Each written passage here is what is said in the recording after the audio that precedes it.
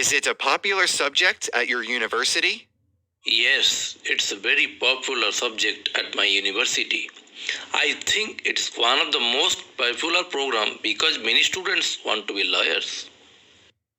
Do you enjoy studying it? I like some parts, but I don't like other parts. I think that's normal for a big field like law.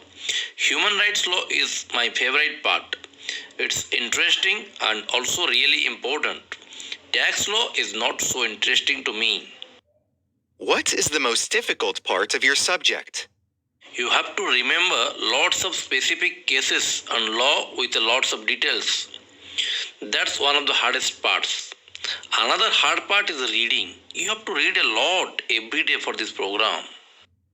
Do you plan to use the subject you are studying in the future? Yes, definitely. I want to be a lawyer. I know I'll use this subject in the future since I have chosen a career.